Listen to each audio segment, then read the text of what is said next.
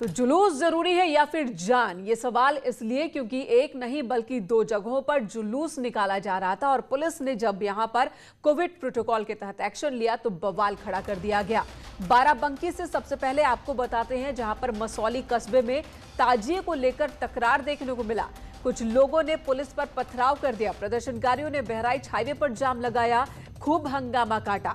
इलाके में तनाव अब भी बना हुआ है। लोगों के मुताबिक मसौली कस्बे में ताजिए का काम चलता है और वहीं से एक शख्स ताजिया खरीद कर अपने घर आ रहा था और तभी पुलिस ने उसे पकड़ लिया। जबकि पुलिस का कहना है कि यहां पर कई लोग थे ताजिए के साथ, कोविड प्रोटोकॉल का उल्लंघन कर रहे थे और इस वजह से इन्हें रोका गया था, जिसके बाद बड़ी संख्या में लोग इकट्ठा हो गए और सभी ने हंगामा शुरू कर दिया। धारा 144 लागू होने की वजह से यहां पर 4 से ज्यादा लोग एक जगह इकट्ठा नहीं हो सकते हैं, लेकिन ताजिए के साथ कई लोग थे, जिसके बाद पुलिस को उन्हें रोकना पड़ा। जिसके बाद देखिए, धार्मिक आयोजन पर पाबंदी लगाई गई है यहाँ पर, और इसके बाद भी लोग इकट्ठा हो रहे थे। जब पुलिस ने कार्रवाई की तो बड़ी संख्या में लोग इकट्ठा हो गए और सबने पुलिस टीम पर ही हमला कर दिया। अभी जो है 9:45 बजे रात को बहुत से लोगों ने हमारे घर तो गैस लिया और मतलब इधर का भी जो है हमारा एक गेट है, इधर का है, दोनों तरफ से काफी तोड़फोड़ करने लगे। हमने जो है सूचना की मसौली सो, जहांगीराबाद सो, और जहाँ जहाँ हुआ तुरंत फोर्स अभी आ गई है और वो लोग भाग गए हैं। कोई भी समूह में कहीं भी इस तरह का गमन नहीं करेगा, नहीं चलेगा। धारा 144 महामारी अधिनियम, डिजास्टर एक्ट, ये सारी चीज़ें लागू हैं। महामारी को दृष्टि में रखते हुए इस तरह का कोई आवागमन समूह में नहीं होगा। तो उसको पुलिस ने रोका, उस पर लोगों ने किया कि नहीं ऐसा क्यों, उस पर कुछ लोगों ने अपना विरोध प्रकट कर लोगों का। अनिरुद्ध शुक्ला बाराबंकी से हमारे सहयोगी इस वक्त हमारे साथ जुड़ चुके हैं। अनिरुद्ध, जान जरूरी है या फिर जुलूस? पुलिस ने रोका तो हंगामा शुरू कर दिया। देखिए, मैंने कहा बिल्कुल जिस तरीके से कल ये पूरा हंगामा हुआ, उसके बाद तमाम जो थे 200 से 250 लोग जो थे वो वहाँ मौके पर पहुंच करके उत्पात मचाया, पत्थरबाजी करी। हम आपको बता दें कि इस समय हम मसौली थाना क्षेत्र के उसी शाहपुर गांव में मौजूद हैं। आप मेरे ठीक पीछे देख सकते हैं, ये वही जगह है, सामने की ये जो रोड है बाराबंकी बहराइच मार्ग है, जहाँ पर कल ये बवाल हुआ था, पत्थरबाजी हुई थी, कई गाड़ियाँ जो है इसमें क्षतिग्रस्त भी हुई थी।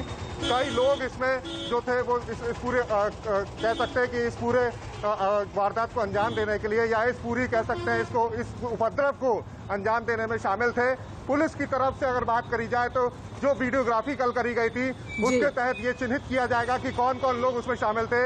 अगर उसमें आइडेंटिफाई होता है तो उन पर नामजद जो है वो FIR होगी, बाकी अज्ञात लोगों पर। जी अनिरुद्ध, अभी तक पुलिस ने क्या कार्रवाई की है? क्या मामला दर्ज किया है? कुछ लोगों को पकड़ा गया है? क्योंकि पुलिस तो अपना काम कर रही थी और इन लोगों ने पुलिस टीम पर हमला कर दिया। देखिए, कल रात ही में अगर बात करें तो जो लोगों के द्वारा ये पूरा कृत्य किया गया था उसमें उन लोगों को थाने पर ले जाया गया। उसके बाद जो है 144 के तहत उन पर धारा 144 का उल्लंघन करने के तहत कार्रवाई करी गई। और इसके अलावा जो लोग जो मौके से फरार हो गए उनकी जो है पुलिस टीम बनाई गई है, उनकी धरपकड़ करी जाएगी। पुलिस के आला अफसरों का ये कहना है कि पूरे प्रकरण पर जो है उसकी जांच करी जा रही है। उसके बाद जो है पुख्ता जो है वो बयान दिया जाएगा। आधिकारिक रूप से अभी तक एक बात करें तो कोई भी आधिकारिक बयान अभी तक नहीं दिया गया है। अनिरुद्ध, इस बार यहाँ पर धारा 144 लागू है। इस बार कोविड की वजह से परेशानी बहुत ज्यादा और यही वजह कि एहतियातन कदम उठाए जा रहे हैं। इधर हाईकोर्ट ने भी सरकार पर टिप्पणी की है और ऐसे में और सख्त होना प्रशासन का लाजमी है। लेकिन ये वो इलाका है जहां हर साल ही बवाल होता है, खासकर मुहर्रम के मौके पर। ऐसा क्यों होता है? क्या इस बार भी लोग इस तरह की तैयारी में हैं? इस बात का अंदाजा पुलिस प्रशासन को नहीं था। मेरे का बताना चाहूंगा कि ये वो इलाके हैं जहां 80% पूरी मुस्लिम कम्युनिटी रहती है, जो इस पूरे कह सकते हैं कि इस पर्व में शामिल होती है। और हर साल जो संवेदनशील और अति संवेदनशील इलाकों की मॉनिटरिंग करी जाती थी। 2 साल पहले भी थाना जैदपुर जो पड़ता है यहाँ पे, वहाँ पे एक गांव में इसी तरीके का बवाल हुआ था, जिसके बाद पुलिस और प्रशासन दोनों ने एक मॉडल तैयार किया था। पर इस साल की बात करी जाए तो पूरी तरीके से कह सकते हैं एक फेलियर जो है लोकल इंटेलिजेंस का ये सामने आता है कि क्या वजह रही, क्यों उन्होंने अपने आला अफसरों को इन जगहों की जानकारी नहीं दी। लगातार पुलिस अधीक्षक इस बात की अपील भी कर रहे थे कि कहीं भी वाकई माहौल अगर इतना बिगड़ा है, माहौल इतना बिगड़ा है तो पुलिस पर भी सवाल उठते हैं कि क्यों इसे सही तरीके से नहीं सुलझाया गया, मामला यहां तक बढ़ने क्यों दिया गया। अनिरुद्ध, धन्यवाद इस वक्त पूरी जानकारी देने के लिए। और कुछ ऐसा ही नजारा कानपुर में भी देखने को मिला, हालांकि वहां पर हालात थोड़े और अलग। वहां पर भी कुछ लोग ताजिया को लेकर जा रहे थे, जब पुलिस ने उन्हें रोका, उनसे पूछताछ की और तो हंगामा शुरू कर दिया। और जैसे ही दूसरे पक्ष के लोगों ने इस हंगामे का वीडियो बनाना शुरू किया तो मुस्लिम समुदाय के लोगों ने दूसरे पक्ष के लोगों पर हमला कर दिया। और उसके बाद देखिए आमने सामने आ गए दो समुदाय के लोग, दोनों पक्षों में जमकर पथराव हुआ और काफी देर तक हंगामा यहां पर होता रहा। मार्च कर रहे थे कुछ लोग इलाके में, जिसके बाद पुलिस ने इन्हें रोका था। और इस पूरे हंगामे के बाद पुलिस टीम ने पूरे इलाके में फ्लैग मार्च किया, तब जाकर थोड़ा सा माहौल शांत हुआ। पुलिस ने लोगों से शांति की अपील की, लेकिन अब भी तनाव इलाके में बरकरार है। 8 लोग इकट्ठा हो गए थे, जिनको समझाया गया है और ये बताया गया है कि जो शासन के दिशा निर्देश हैं और जो सभी धर्मगुरुओं की और सभी धर्मों और समाज के जो मौजूद लोगों की जो मीटिंग हुई थी, उसमें जो डिसाइड हुआ था कि सभी तरह के त्योहार कोरोना की जो गाइडलाइंस हैं उसके अनुरूप सारी एहतियात बरतते हुए जिस तरह से पूर्व में मनाए गए हैं इसी तरह से मनाए जाएंगे। ये चीज़ें भीड़ को बताया गया और भीड़ को हटाया गया। और श्याम तिवारी हमारे सहयोगी कानपुर से हमारे साथ जुड़ चुके हैं। श्याम, यहाँ पर क्या हुआ था बताइए जरा, और क्या लोगों को पता नहीं है कि कोविड प्रोटोकॉल क्या अभी तक तस्वीर साफ नहीं है कि अगर मुहर्रम का कोई जुलूस निकालता भी है तो कितने लोग उस जुलूस में शामिल हो सकते हैं?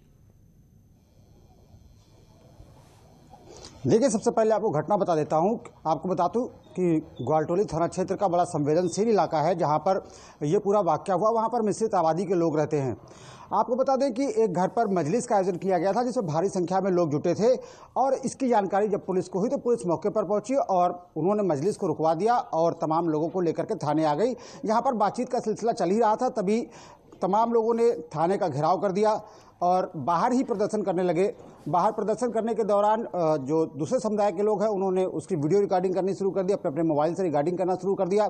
जिसके बाद जो पक्ष थाने के बाहर प्रदर्शन कर रहा था, मातम कर रहा था, उसने मातम रोक करके पथराव करना शुरू कर दिया। और जवाबी पथराव भी दूसरी तरफ से हुआ और ये सब थाने से महज 10 मीटर की दूरी पर होता रहा। और पुलिस उस दौरान मूक दर्शक बनी रही, थाने के अंदर बनी रही, बाहर आने की जहमत नहीं उठाई।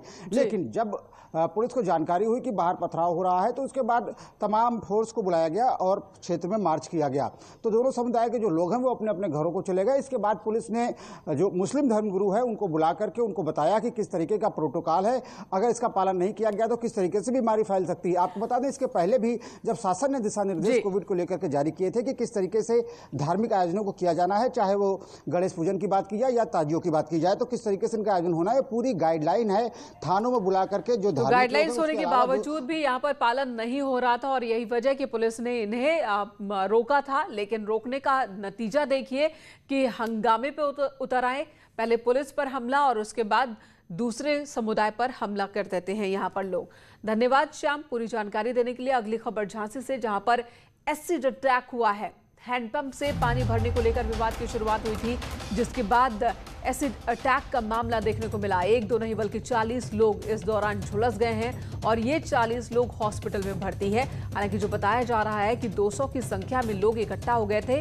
एक घर को इन्होंने घेर लिया था और उसी घर की छत पर मौजूद परिवार के लोगों ने एसिड से सब पर हमला कर दिया। बाकायदा पिचकारी में एसिड भरकर नीचे सब पर हमला किया गया। 40 गाँव वाले हैं, झुलस गए हैं।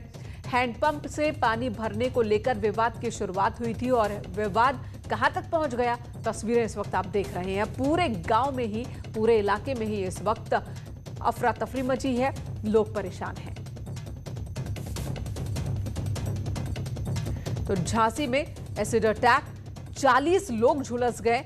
हालांकि जिन लोगों ने हमला किया है 5 को पुलिस ने गिरफ्तार भी कर लिया है, लेकिन उनका कहना है कि उन्होंने अपनी सुरक्षा के लिए इस तरह का कदम उठाया। अश्विनी हमारे सहयोगी इस वक्त हमारे साथ जुड़ चुके हैं।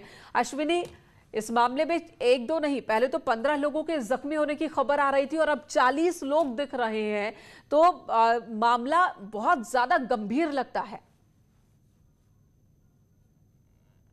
बिल्कुल, जब हम इस गांव में आए हैं, इस गांव के लोगों का कहना है कि जिस तरीके से रात में ये घटना घटी है, उसके बाद जो आंकड़ा था वो घायलों का सुबह तक 15 से 20 था, लेकिन जब गांव में आए तो ग्रामीणों का कहना है 40 की जो तादाद में जो ग्रामीण हैं उन पर एसिड अटैक हुआ है, गंभीर रूप से घायल हुए हैं।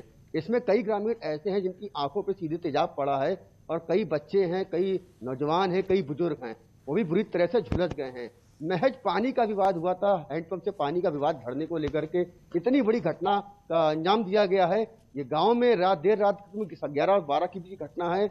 2 पक्षों में पानी भरने को लेकर मामूली सा विवाद होता है। इससे पहले गांव वाले इसी पानी के मामले को लेकर के 5 दिन पहले जिला प्रशासन इस मामले में शिकायत भी करके आए थे। उस समय अगर तो यहाँ पर हैंडपंप को लेकर विवाद काफी पुराना, लेकिन इस विवाद में 40 लोग जख्मी हो गए हैं, तेजाब से उन पर हमला हुआ है। पुलिस मामले की जांच कर रही है। श्याम, आपके पास लौटेंगे और जानकारी लेंगे अश्विनी, लेकिन अगली खबर का रुख करते हैं। इस वक्त कानपुर देहात से ये खबर आ रही है, जहां पर लेखपाल की दबंगई देखने को मिली है। ग्रामीणों को गाली देते हुए लेखपाल का वीडियो वायरल हो रहा है।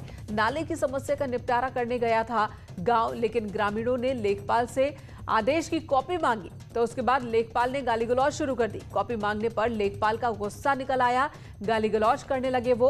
काफी देर तक हाई वोल्टेज ड्रामा यहां पर चलता रहा, वीडियो भी वायरल हो रहा है। जो कल पुरवा दी गई है। किसने पुरवाई? लेखपाल कानोगो और 2 लेखपाल आए थे। एक चश्मा वाला था, उसका नाम पता, जो चश्मा वाले ने उसने बहुत गाली दी थी, माँ बहन की गाली दी, आका माका सबने की। ठीक, उसका आदेश था उनके पास पुरवाने का? उनके पास हमें दिखाया नहीं। मैंने बोला आदेश दिखाओ, बोला आपको आदेश मैं दिखा नहीं सकता हूँ। मिश्रा हमारे सहयोगी कानपुर देहात से हमारे साथ जुड़ चुके हैं। सौरभ, काम करेंगे नहीं और जब लोग काम का हिसाब मांगेंगे तो गाली गलौज शुरू कर देंगे। देखिए, जाहिर तौर पर जिस तरीके से बारिश का मौसम है और ग्रामीण इलाकों में जगह जगह जलभराव होता है, तो लोग अपनी सुविधा के लिए पानी निकलने के लिए नाली का निर्माण कराते हैं। और यहाँ पर जो दूसरा पक्ष था, आरोप लगाया कि दूसरे पक्ष ने लेखपाल को इस काम के लिए पैसे दिए थे और उसके बाद लेखपाल किस कदर जबरदस्ती दिखा रहा है, ये तस्वीरें बताने के लिए काफी है। लेखपाल लगातार इस बात की धमकी दे रहा है कि मेरा भी गांव यहीं पर है, मैं निपट लूंगा। पीड़ित परिजन लगातार उससे निवेदन कर रहे हैं कि अगर यहाँ पर जल भरा होता है तो मेरे घर तक में पानी मर जाएगा। और ऐसे में कौन जिम्मेदार होगा? तो लेखपाल एक नहीं सुन रहा है, वो अपने पद का दुरुपयोग करते हुए यहाँ पर जिस तरह दबंगई कर रहा है, ये तस्वीरें बता रही है। साथ ही साथ इस मामले में जब एसडीएम को शिकायत की गई तो उन्होंने एक रटा जवाब दिया कि जी हाँ जांच होगी, लेकिन ग्रामीणों का कहना जी है। सौरभ, तो ये भरोसा अधिकारियों की ओर से कि मामले की जांच होगी, लेकिन वीडियो में, तस्वीरों में साफ है कि लेखपाल किस तरह से गुंडई दिखा रहा है। गांव वाले अपनी समस्या बता रहे हैं और वो गाली गलौज कर रहा है। अब देखने वाली बात होगी कि आखिर कब तक इस मामले में कार्रवाई। और अब खबर फिरोजाबाद से, जहां पर पारिवारिक विवाद में 2 साल की बच्ची की हत्या कर दी गई। आरोपियों ने शव को कब्रिस्तान के पास फेंक दिया। दरअसल रसूलपुर के मसरूरगंज के रहने वाले मोहम्मद एजाज ने आरोप लगाया कि उनकी छोटी बहू के भाई ने उनके बड़े बेटे की 2 साल की मासूम बच्ची, ये तस्वीरें जो इस वक्त आप देख रहे हैं, तृप्ति शंखधर की ये तस्वीर, जिन्होंने अपना वीडियो इंस्टाग्राम पर और शेयर किया है और अपने पिता से अपनी जान को खतरा बताया है। बरेली की रहने वाली है एक्ट्रेस तृप्ति शंखधर, जिन्होंने अपने पिता पर गंभीर आरोप लगाए हैं। पिता, जो कि रियल एस्टेट कारोबारी हैं, उनके ऊपर आरोप लगाया कि वो उनकी जबरदस्ती शादी करवाना चाहते हैं और शादी नहीं करने की सूरत में उसे जान से मारने की धमकी दे रहे हैं। तृप्ति अपनी मां और अपने भाई के साथ घर से फरार हो चुकी हैं। खुद उन्होंने अपना वीडियो शेयर किया है और साथ ही कहा कि वो अपनी मर्जी से गई हैं क्योंकि उन्हें अपने पिता से डर है। साथ ही बरेली पुलिस पर भी तृप्ति ने आरोप लगाए हैं कि बरेली पुलिस उनकी मदद नहीं नहीं कर रही है क्योंकि उनके पिता का रसूख इतना ज्यादा है कि पुलिस भी रसूख से डर रही है। तृप्ति कई सीरियल्स में काम कर चुकी हैं और इस वक्त उनकी एक साउथ इंडियन मूवी भी रिलीज हो चुकी है। पिछले 1 साल से मुंबई में रह रही थी और वहीं पर काम कर रही थी, लेकिन होली के मौके पर जब घर लौटी तो लॉकडाउन में यहीं फंस कर रह गई। उसके बाद तृप्ति का ये वीडियो सामने आया है। Guys, my name is Tripti Shankar. My father, his name is Ramratan Shankardhar. उन्होंने मुझे जान से मारने की एक बार कोशिश की। उन्होंने मेरे पूरे बाल पकड़ के मारा and see look at these, he try to cut me also. और आज उन्होंने क्लियरली बोल दिया कि वो मार डालेंगे मुझे और मेरे फैमिली को, सबको। तो मेरे पास कोई भी ऑप्शन नहीं था। I try to contact police but nothing is working out guys. वो डेली सबको टॉर्चर करते हैं। Guys please help, please, UP police is doing nothing. और उन्होंने बहुत मारा है एंड ही टोल्ड मी कि रिटर्न माई ऑल मनी, जो मैंने तुम्हें बॉम्बे जब भेजा था, जितने भी पैसे लगाए थे, return my all money. I don't know. मुझे बॉम्बे भेजा था एक्ट्रेस बनने और अभी बस मेरी एक ही मूवी रिलीज हुई है and now he is torturing me and everybody कि शादी कर लो। और मैं जस्ट 19 साल की हूँ अभी। शादी कर लो, वो भी एक 28 साल का कोई अजीब सा लड़का है, उससे। She is my mother. और ये इन्हें भी बहुत टॉर्चर करते हैं। उन्होंने बहुत बार मारा है मम्मा को, बहुत बार। गाइस, हम लोग अपनी मर्जी से भागे हैं and I know my dad can do anything. Maybe he will go to police and he will say कि उनको किडनैप कर लिया है, कुछ भी। हम लोग अपनी मर्जी से भागे because he just want to find us and he just want to kill us. तो हम लोग अपनी मर्जी से खुद अकेले भागे हैं। वो बहुत मैनिपुलेटर हैं और वो कुछ भी करेंगे, वो किसी भी हद तक गिरेंगे, कितना भी, just for his ego and for his money, इज्जत के लिए, अपने पैसे की। हरीश शर्मा हमारे सहयोगी इस वक्त बरेली से हमारे साथ जुड़ चुके हैं। हरीश, रिएक्शन पिता का इस मामले में अभी तक आया क्या? देखिए, मैं इनका इस पूरे मामले में न्यूज़ 18 सबसे पहले और सबसे बड़ी खबर इसमें दे रहा है कि न्यूज़ 18 की खबर का बरेली में फिर एक बार बड़ा असर हुआ है। जो तृप्ति संघधार है, उसके पिता रामरतन को फिलहाल पुलिस ने हिरासत में ले लिया है। थाना बारादरी पुलिस इस पूरे मामले की जांच कर रही थी और उसी के बाद जैसे ही न्यूज़ 18 पर इस खबर को प्रमुखता से दिखाया गया, तत्काल रामरतन को गिरफ्तार कर लिया गया। फिलहाल उसकी पूछताछ थाने पर चल रही है और जो अग्रिम कार्रवाई अभी होना शेष है। हालांकि जिस तरीके से वीडियो वायरल हुए उससे साफ तौर पर जाहिर है कि तृप्ति और उसका परिवार अपने ही पिता से परेशान थे और एक लड़के से जबरन शादी कराने को लेकर वो परेशान थी और उसके बिल्कुल, तो बड़ी खबर इस वक्त हमारे सहयोगी दे रहे हैं, हरीश दे रहे हैं कि आरोपी पिता को पुलिस ने हिरासत में ले लिया है। पूछताछ चल रही है। तृप्ति के पिता इस वक्त पुलिस हिरासत में है, उनसे पूछताछ चल रही है, लेकिन तृप्ति कहां है अभी तक इस बात का खुलासा नहीं हो पाया है क्योंकि तृप्ति ने अपनी जान को खतरा बताया और उसके बाद घर से फरार हो गई। वीडियो कहां से शेयर किया ये भी अभी तक खुलासा नहीं हो पाया है। धन्यवाद इस वक्त पूरी जानकारी देने के लिए हरीश। फिलहाल इस बुलेटिन में इतना ही। एक ब्रेक के बाद भी खबरों का सिलसिला जारी रहेगा।